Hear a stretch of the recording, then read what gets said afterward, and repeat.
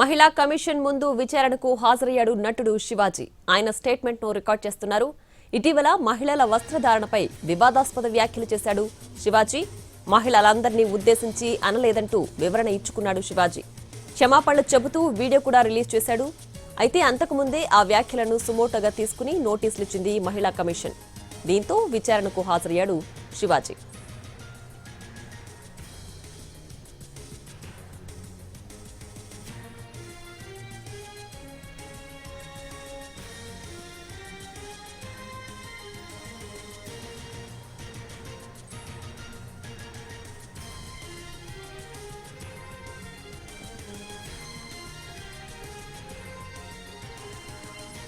మహిళా కమిషన్ ముందు విచారణకు హాజరయ్యాడు నటుడు శివాజీ.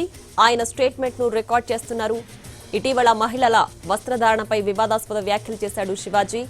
మహిళలందరినీ ఉద్దేశించి అనలేదంటూ వివరణ ఇచ్చుకున్నాడు శివాజీ. క్షమాపణలు చెబుతూ వీడియో కూడా రిలీజ్ చేశాడు.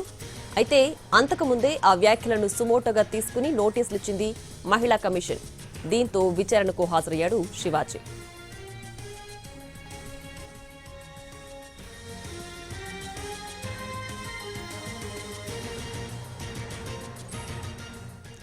ఇక మహిళల వస్త్రధారణకు సంబంధించి శివాజీ చేసిన వ్యాఖ్యల నేపథ్యంలో మహిళా కమిషన్ ముందు విచారణకు హాజరయ్యాడు. దీనికి సంబంధించి పూర్తి డీటెయిల్స్ మా ప్రతినిధి ప్రేమ్ మహిళా కమిషన్ ఆఫీస్ ముందు నుంచి లైవ్ లో అందించడానికి సిద్ధంగా ఉన్నారు. ప్రేమ్, ప్రస్తుతం శివాజీ స్టేట్మెంట్ ను రికార్డ్ చేస్తున్నారు కదా, దీనికి సంబంధించి పూర్తి డీటెయిల్స్ ఏమున్నాయి?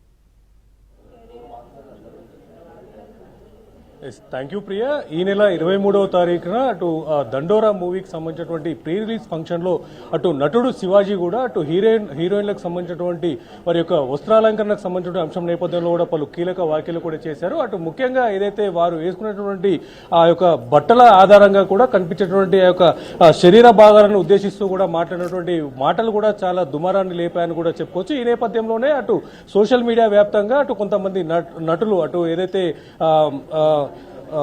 చిన్మయి కావచ్చు, అలాగే మరొక యాంకర్ కూడా దీనిపై పూర్తిగా స్పందించి అటు శివాజీని కూడా ట్రోల్ చేయడం జరిగింది. దానిపై వారి యొక్క అంటే వ్యక్తిగతంగా వారు వేసుకున్నటువంటి బట్టలపైన అబ్జెక్షన్ చెప్పడానికి ఎవరికి కూడా అధికారం లేదని చెప్పి కూడా అటు ఘాటుగా కూడా స్పందించినటువంటి పరిస్థితి కూడా కనిపిస్తుంది. ఈ నేపథ్యంలోనే ఆయన నెక్స్ట్ రోజే మరుసటి రోజు తను చేసినటువంటి వ్యాఖ్యలపైన కూడా తను క్షమాపణ చెప్తూ తను ఒక వీడియోను కూడా విడుదల చేయడం జరిగింది. అయినప్పటికీ కూడా అంతకుముందే తను చేసినటువంటి యొక్క వ్యాఖ్యల నేపథ్యంలో కూడా అటు మహిళా కమిషన్ కూడా సీరియస్ అయ్యి ఆ యొక్క వ్యాఖ్యలపై కూడా సుమోటోగా కూడా తీసుకుని నోటీసులు కూడా జారీ చేయడం జరిగింది. ఈ నేపథ్యంలోనే ఈ రోజు ఉదయం 11:30 సమయానికి కూడా ఈ యొక్క నోటీసుల ఆధారంగా కూడా మహిళా కమిషన్ ముందు హాజరవుతూ తన ఎక్స్ప్లెనేషన్ కూడా ఇవ్వాలని చెప్పి కూడా ఇప్పటికే అటు నటుడు శివాజీకి నోటీసులు ఇచ్చిన నేపథ్యంలో కూడా ఈ రోజు ఉదయం 11:30కు ఈ యొక్క మహిళా కమిషన్ కి చేరుకోవడం కూడా జరిగింది. సుమారుగా అర్ధగంటకు పైగా కూడా ఈ యొక్క మహిళా కమిషన్ ముందు తన విచారణ కూడా కొనసాగుతుంది. తను మాట్లాడినటువంటి మాటల నేపథ్యంలో కావచ్చు, అలాగే తదుపరి రోజు తను ఇచ్చినటువంటి ఎక్స్ప్లెనేషన్ పైన కూడా తను చెప్పినటువంటి క్షమాపణ పైన కూడా ఈ యొక్క మహిళా కమిషన్ ముందు